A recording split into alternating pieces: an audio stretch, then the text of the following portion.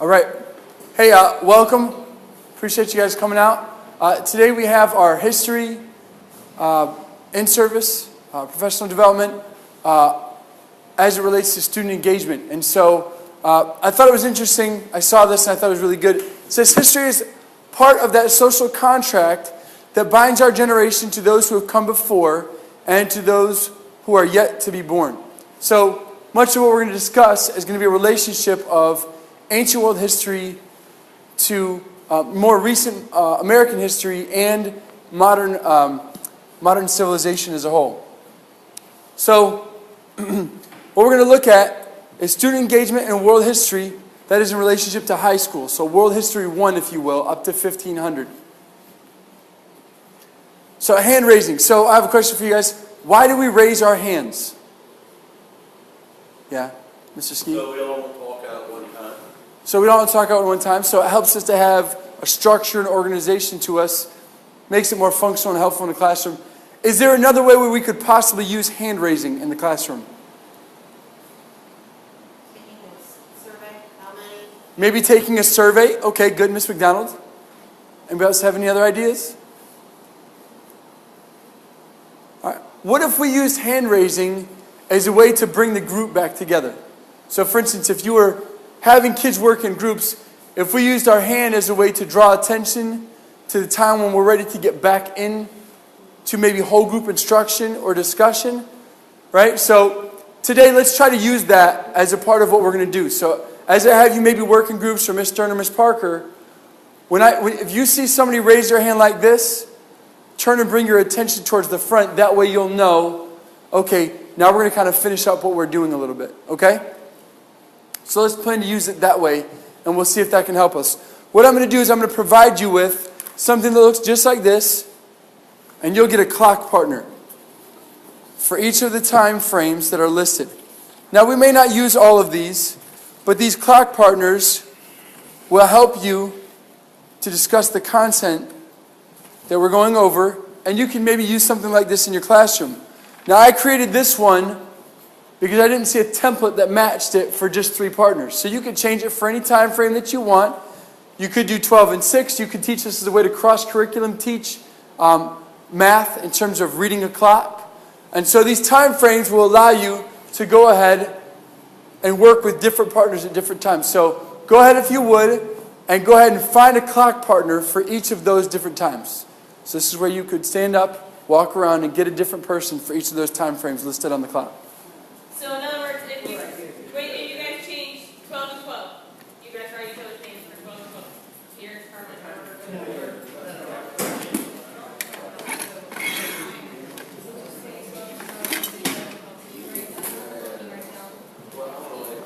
Do you need something? You got something to write with? Got something to write with?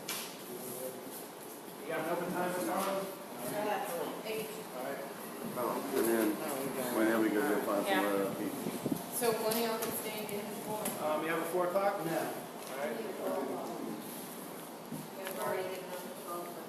Does it matter if it's... No, you have to say 12 and 12, and 4 and 4, and 8 and 8. Y'all have to have that. You want to have your times match up. So whatever time you write them down, they have to write you down at. So he'll write it. Yeah, I gotta write it down. So at 8 o'clock, you'll write down Hodge's name. Good? I need a 12. Sign my 4. Mr. Swain said he needs a 12. I need an 8. Mr. Swain, if you don't have a 12, Miss Stern will be your 12 o'clock. Or you're gonna be teasing. I don't have a 12. Okay, I'll put you down. What's your name? Okay, good. All right. You guys got it straightened out. Hold on. No, wait. You changed my calendar to 12 o'clock. No, I have him for 12. You know. You don't have So anybody the for 12. person's name. Let me see. I didn't put it down yet, that's all I have. Mr. So you have Mr. Ewing, E-W-I-N-G? Well, Okay. Swain don't have you written. I had 8 written down and he didn't write 8 for me when I asked him, so now he's got Hodges and 8, so. So you guys 8, right? You need 8. I'm a 4 and 4. I need You an already 8. have 4 and 4. And I need an 8. I'll put somebody G. All right. All right. That's good enough. Okay. So when it's time, you'll get with those clock partners. So We have SOLs that these relate to here, just identifying and analyzing different things using maps, identifying major geographic features, comparing political boundaries, and analyzing trends in human interaction. Those are the basic ideas. So now we're going to have you get with one of your clock partners, and you're going to use that, okay? There's 3 clock partners. You've already set your clock partners up. So let's look at this a little bit. There's prehistory. This is essentially pre-recorded history during the time period that it's actually going on. The prehistory will lead to the agricultural revolution, also known as the Neolithic Revolution, which changes us from the Old Stone Age or Paleolithic era to the Neolithic era. That's going to lead to varied cultural roles. So kind of look for that and think about that as we're going through. Early people were hunter-gatherers. What are some characteristics of hunter-gatherers? Okay, hold on. Before you do that, go ahead and talk with the shoulder partner and see if you can come up with 6 of them. There's 6 different characteristics of a hunter-gatherer.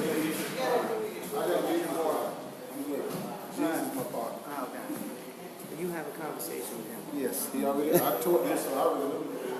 All right, good. Then you're going to be the main one when it comes down to talking about it. Okay, you got some ideas? Good, good.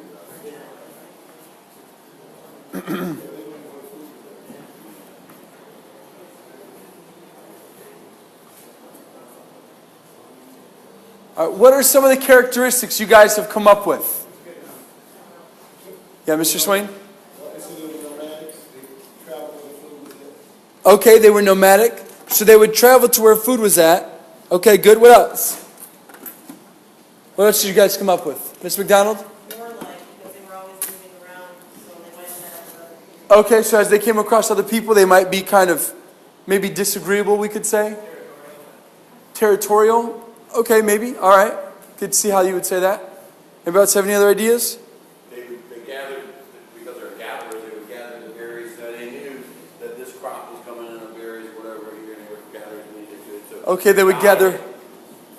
Feature that. So they would eat a lot of berries one week, and then it'd be, it was. They just kind of ate whatever they feast could and get their famine. hands on. Yeah. Okay, feast and famine. Okay, that's good. Good, good, good. So here's 6 characteristics. You guys already talked about some of these. They were nomadic. They migrated in search of food, water, and shelter. They invented the first tools, including simple weapons, right? They had to have something to be able to kill whatever their prey were at that point in time. They learned how to make and use fire. They lived in clans. They developed oral language, and they created cave art. Some of you guys, if you do art later, you'll find yourselves being very much kind of feeling like you're making cave art. Thank you, Mr. Ewing. All right, so the Neolithic Revolution. So how did the beginning of agriculture and the domestication of animals promote the rise of settled communities? So what I want you to do is find your 12 o'clock partner and discuss this question. Find your 12 o'clock partner.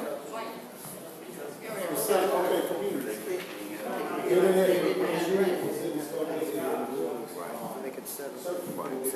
And once you started getting agriculture and you were setting roots, you obviously have more time for other things like specializing in this person specializes in I specialize in weed.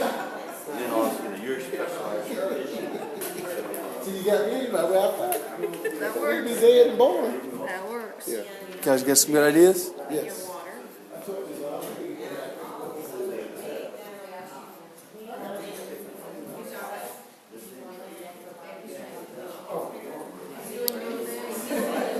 All right, give you guys another 10 seconds just to finish up what you're talking about. Normally wouldn't cut it that short, but we all are working hard. We've had a long day. Okay, so what are some things you guys came up with in relation to this? Once they they domesticated the animals, they were able to grow food, so they no longer hunt any longer. Okay, so because they were able to domesticate animals, they didn't need to continue to hunt any longer. So that allowed them to maybe stay in one place. Good, yes, Ms. McDonald? And staying in one place means their cities, they're going to get bigger population growth. Okay, staying in one place leads to larger, maybe areas that they're going to live in. Good. Right, and they're going to need more, once they start planting and the community gets larger, they're going to need more land. Okay, so maybe an expansion in the need for the expansion of land? Yes. It also develops specialization.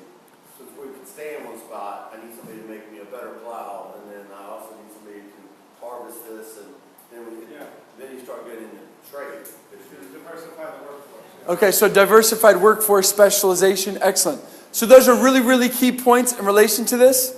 Talked about some of those things here. Developed weaving skills, that's a specialized skill. They made pottery, had more advanced tools with animals, and the continuing development of agriculture. That's going to lead to some consistencies across some of the cultures. So we have 4 early river civilizations. There's Egypt, Mesopotamia, India, and China. Okay? There's something that's a connection between each of these 4. So take a minute and look at and think about what that connection might be. Think about it by yourself for a minute. Think about it by yourself. And then I'm going to ask you to go to another clock partner.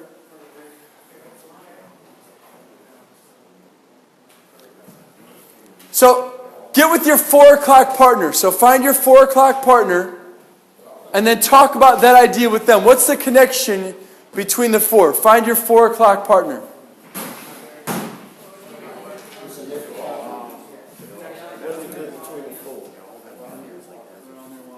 Well, one, to me, they learn how to communicate. They learn how to survive, not only survive when they were nomadic, but they survive. Basic foundations. The water just for traveling. They all started developing. It's up to trade and stuff like that. And then they start being more advanced. That's when civilization really start beginning too. And they start talking. Cuckoo, we want no more, you know. Nah, want no boo-boo. No more boo-boo? Nope, no cuckoo, nope. Now, one thing you guys can do in your classroom is you can actually use your phone and you could set a timer on your timer on your phone. If you're not sure how to do it, I'd be happy to show you how. And you can use that to provide a time frame within which you want your students to complete that. You could use a timer you might find online or a clock you have in the classroom. And that's just one way that you can keep them maybe on task, because sometimes when people know they have a time limit, they're going to be a little bit more diligent with things. So, what are some things that you guys noticed? What is it you guys discussed? They're all near water. They're all near water. Okay. Why would it be important to be near water? To support a large population, you need a good source of water. If you're going to be farmers, You need water for farming, water just for general living, to drink with, wash with. Transportation even. Excellent. Great points. Great points. It's almost like you've taught history before. That's good. Yes, Mr. Ski. They also all had some form of boundary, like a desert that kept them hemmed in, but also kept the enemy from messing with them. So the boundary that kept enemies away and kept them Deserts, safe. things like that. Okay, yeah. They're all going to have some of those things. Good. Nice job. Okay. Anything else? What's that? They form alliances. Sometimes they may form alliances. Yeah. Okay, good. Okay. They start developing more in the technological terms. They became more educated. They became more educated because they had to invent things to make it more helpful, which is going to lead to the specialization. Okay, good. Nice job. So these river valleys offered rich soil and irrigation, water for the agriculture, and they tend to be in locations that easily protected themselves from invasions and other nomadic people. So all the things you guys mentioned, excellent job. How can advancement in technology lead to advanced positions in culture? So get with your 8 o'clock partner, and you guys can discuss this for... we'll give you guys about 2 minutes. Get closer to the king. I mean, whoever, like say, advance the cloud.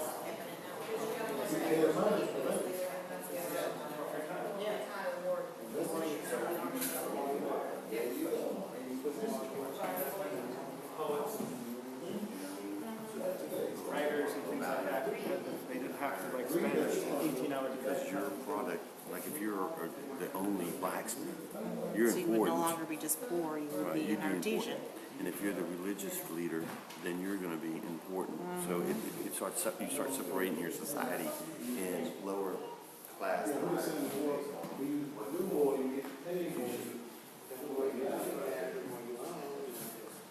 About 30 seconds, guys. 30 seconds.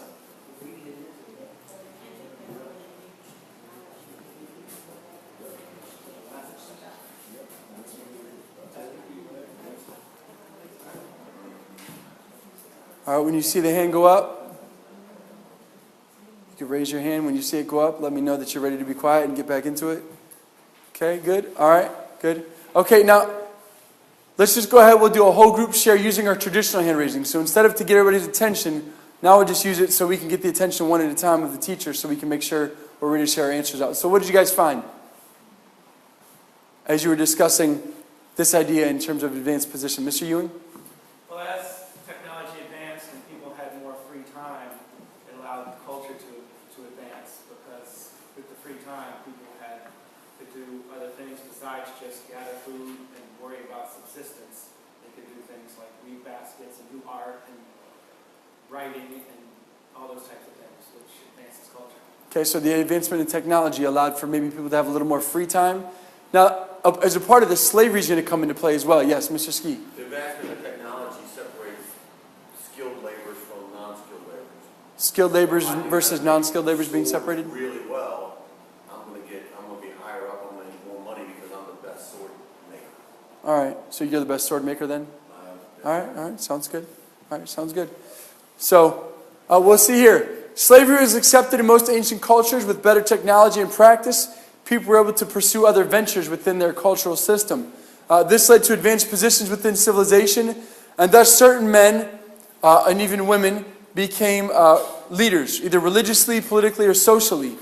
And so these roles could even be intertwined within the same person. So, excellent job. So, let's take a look at this briefly, and let's make a cross-curriculum connection going from high school into an elementary school level, as Ms. Parker is going to step in just a second. So we could see better farming techniques and technology lead to varied roles and responsibility within the culture. Those roles and responsibility will lead to general citizenship expectations. You'll see those in things like with Hammurabi's Code, people trying to have something uniform across the whole culture that they're involved in so that they kind of know what to expect. And that's going to create some consistencies across culture. So Ms. Parker is going to come up and she's going to take over at an elementary level talking about citizenship.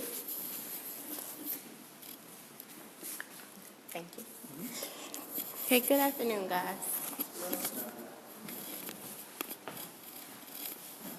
Okay, today we're going to take a look at citizenship. Okay. My target is to determine the acts of a good citizen, so everyone should be able to understand what a good citizen is all about. What do you think it means to be a good citizen? What I'm going to do now, I'm going to come around with some sticky notes. Okay. No, thank you. And what I want you to do, I want you to list what you think a good citizen is. Okay. Thank you. And when you're done, you guys can pick your partner. Since you're already with a partner, you can just pick a partner and you guys can come and paste it on my citizen person right here. Now have a good citizen that's standing and waiting. My daughter drew that. You trying to do that? Yes. So you think you have her good since she's a better artist than you? Absolutely. Yeah.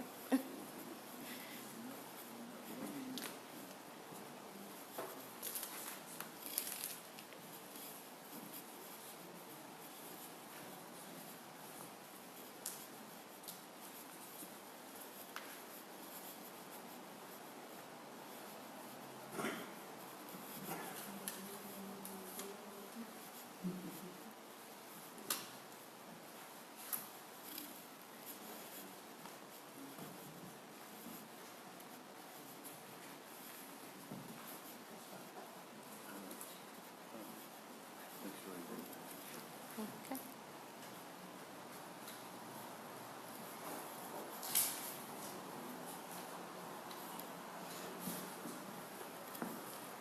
Want me to take it? Sure. Okay. Anyone else, I can just pick them up. Okay. Thank you. Thank you. Thank you. Thank you. So what I'm going to do, I'm going to take your sticky notes and I'm going to put them over here on the good citizen. I'm going to read some off. Let's see. Okay, so one says that a good citizen is hardworking, caring, honest, a good listener, obeys laws, follow laws, also share and pay taxes. So very good, guys. Okay. How to show citizenship. This time I'm going to let you guys role play. This is just different activities. Just get your students involved before you start your lesson out so they can get warmed up to what the topic of the lesson. Okay? So this time we're going to role play. Okay? We all know what citizenship is. Okay? My scenario says, show how to welcome a new teacher in our school. Okay? Can I get 2 actors? Anyone? Swain, Mr. Swain? Okay, would you like to be the new teacher or would you like to be the veteran teacher? I'd like to be the veteran teacher. Okay. Can I get a volunteer for a new teacher? Okay. Thank you. Okay. So Mr. Swain is going to show us how to be a good citizen. He's going to show how to welcome a new teacher in our school. And the key is being friendly is an important part of showing good citizenship in our school. Is this room 100? Yes, sir. My name is Curtis Swain. Hey, I'm at Skrupshevsky. Yeah, what's your name? Okay, nice to meet you. This is your first year here? It is. It's very exciting, and anything I can do for you, just let us know. Our staff is very friendly, helpful, so if you need anything, just let me know. Well, you know what you can help me with? Yes, sir. What is the code to the Xerox machine? The code to the Xerox machine is your initials and your ID numbers on the check. Oh, great. Thank you so much. You're welcome. Okay, guys. Fantastic. Thank you, guys. Very good. So Mr. Swain was able to welcome new staff into the building by showing him around and showing that he cares. He's not walking past like he doesn't see that person. So good job, Mr. Swain. Okay. In our last activity, what we're going to do, this is a pro and con. Okay, Mr. Tooley's coming around with a piece of paper, and what you're going to do, you're going to draw a pro and a con of a behavior, okay, of a good citizen. Okay, so a pro, for example, a student is walking in a straight line. That's something good. That's a pro. Okay, a con is something bad. So maybe a student is out of line or running in the hallway. So these are students that are Yes. doing this. Yes. And if you can't draw like me, you can just write it down.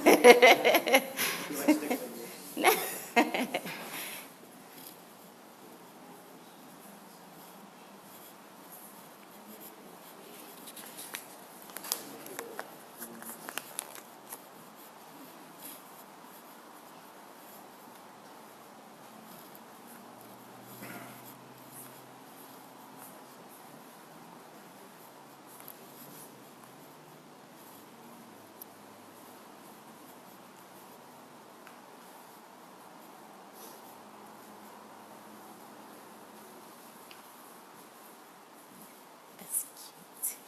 It looks like a real desk. I'm trying.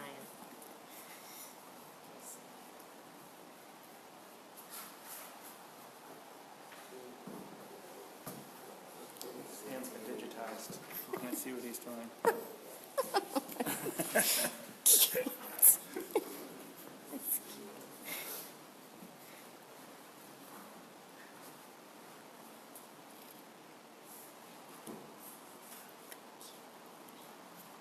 Like that. Mm-hmm. Sweet.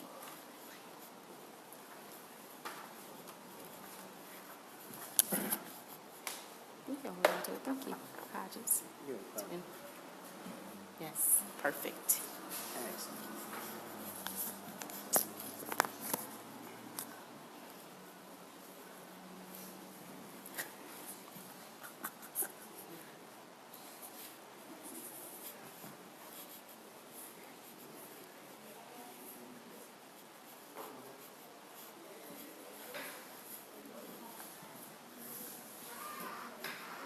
Okay, guys, we're going to take 1 more minute.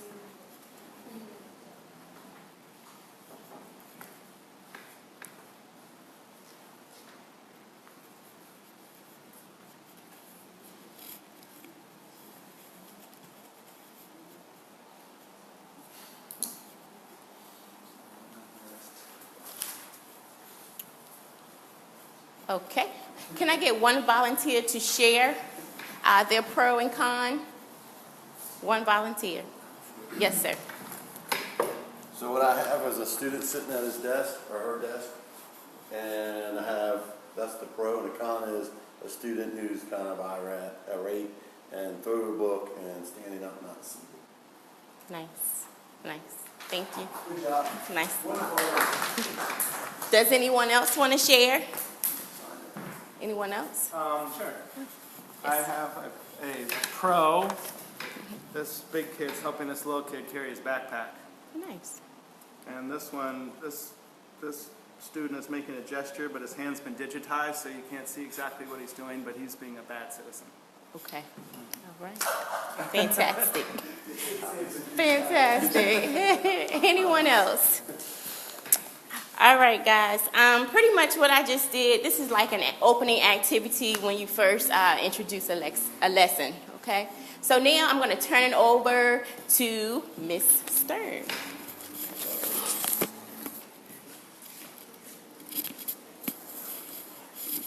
Hey guys, thanks for coming out again. I am now going to talk to you guys about middle school history, but before I look at middle school history, I'm going to talk about the cross-curriculum connection. So, high school, we had better farming techniques and technology, varied roles and responsibilities in the culture. For elementary school, we had varied roles and responsibilities where general citizenship responsibilities help provide safety and security. And then middle school is going to be varied roles with specific roles and specific leadership roles. So I'm going to talk about the American Revolution. Does anybody know anything about the American Revolution before I get started? Miss McDonald. George Washington was the general. Okay, George Washington was a general. That is very important information. Mr. Ski, do you know anything else about George Washington? About George Washington, or? George Washington.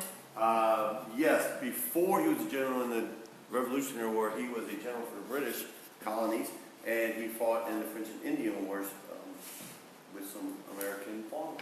All right, very good. And does anybody else know anything about George Washington near the end of his life? Mr. Ewing. Well, his dream was always to be a farmer. He really didn't want to be president. So when he got out of the military, he wanted to go farm at Mount Vernon. But he realized that the country was in desperate need of a president, so he accepted the call to be president. But he really, his desire in life was to be a farmer. Very good. That's all valid, important information. So I'm going to focus on the U.S.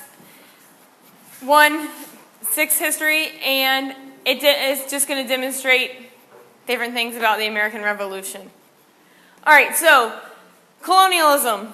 We have Great Britain was trying to take over all powers in the world, and the British began taking taxes out on the colonists. Some taxes were the Sugar Act of 1764, the Stamp Act of 1765, and the Townshend Acts of 1767. What next? Do colonists want to pay for taxes? Do you, as American citizens, want to pay for taxes? No, not really, but we are all stuck paying taxes. So, I just did this pretty much all in a small recap. We have the Boston Massacre. So in March of 1777, angry colonists began to surround a British guard. Shots were fired and 3 colonists were killed. 2 more died later on after the first shooting. The colonists began demanding freedom and democracy. The citizens wanted to be able to choose who would represent the government. The Continental Congress meets. In 1774, all of the 13 colonies except Georgia, who were under attack by Indians, met and talked about their problems with Great Britain. They wanted to meet with King George III, but he did not want to grant them their wish. So in 1775, they met again, and at this point, the colonists had to come to create their own government and write their own laws. The battles of Lexington and Concord. This was the first fighting of the American Revolution. It took place on April 19th of 1775. Patriots were the ones who suffered the most deaths here, and 2 months later, the Battle of Bunker Hill took place. George Washington, the new commander, arrived in Boston, and war started. The Declaration of Independence. When do we celebrate the Declaration of Independence? July 4th. So John Adams, Thomas Jefferson, and Benjamin Franklin wrote the Declaration of Independence. Each of these men contributed to this independence. This document was declared on July 4th of 1776, and it stated that 13 colonies became independent states and were no longer under the rule of Great Britain. So, how have the American Revolutionary War and the Declaration of Independence changed the United States? Who thinks they know how it's changed the United States? As opposed to still being colonies? Yeah. Well, we're no longer under British rule. All right, good. So we're no longer in a British rule. We are now under our own government. So the colonists were beginning to get motivated by the strong and steady leadership of George Washington. George Washington led his troops through many battles in war. He was an inspiring leader. What happened to George Washington after his years at war? As Mr. Ewing said, he would much rather prefer to be a farmer, but instead, he helped found and shape America into the country it is today. Through all of George Washington's hard work, dedication, and leadership, he became known as the first president of the United States. And he was in the presidency from 1789 to 1797. Through his leadership on the battlefield and the leader of the United States of America, George Washington was the future of the country. So he's the first person we had as president, and we have grown from there. So, the student engagement activity that I have for you guys is on a post-it note. Write what key structures you would want to have to make the school fair and equal for all. So what is something that you can do to make the school fair to everybody and equal?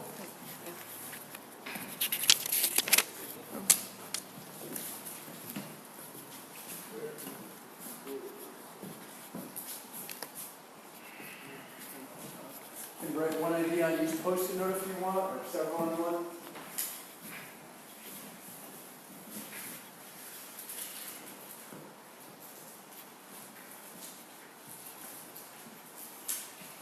What structure would you want to make school fair and equal to all?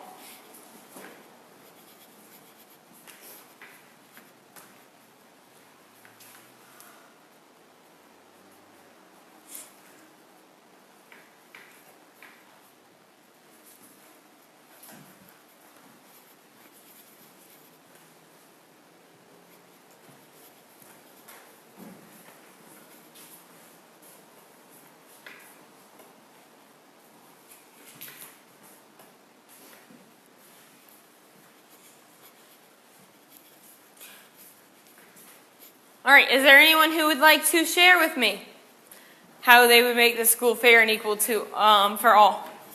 Who would like to share? If they were to write a Declaration of Independence, what would your independence for the school be, Miss McDonald? As a teacher, I would say lesson plans should be available for all, fair and equally, should not just over time. Interesting. So teachers should have lesson plans be provided for them so that everybody has access to them. Good. Mr. Hodges? Simple outline code of conduct. A simple outline code of conduct. Would that be for teachers, students, or both? Both. All right. So we know here that some of staff don't follow our protocol that's in the staff handbook. And then we know students don't follow protocol that's in the student handbook. So we do have to come together and create something that everybody will abide by. Is there anybody else? Mr. Ski? Start and end time. You got to have a common start time and a common end time. A common start time and a common end time. So all things must get started by a certain point and everything must come to an end. All right, very good. So, I said that if we were to make our own declaration, what are some key structures that you'd want to have to make the school fair and equal? You guys just did that versus putting it up on scroll. I would typically use a scroll with my kids, and we'd create one. They would each create one for themselves. But a way we could get this done is we could break people up into two groups, and they could come up with their own Declaration of Independence for the school. Does anyone have any questions?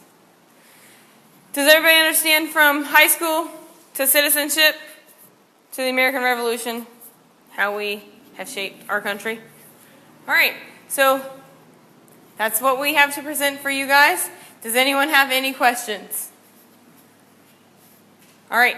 Hopefully you guys can use some of these strategies in your class, and we have more to offer than just these, but let us know and we'd be happy to provide you with some others. And if you guys have some for us, we can all learn from one another and hopefully make it more effective. Thanks guys, appreciate it. Thank you for everybody coming out. Have a good day.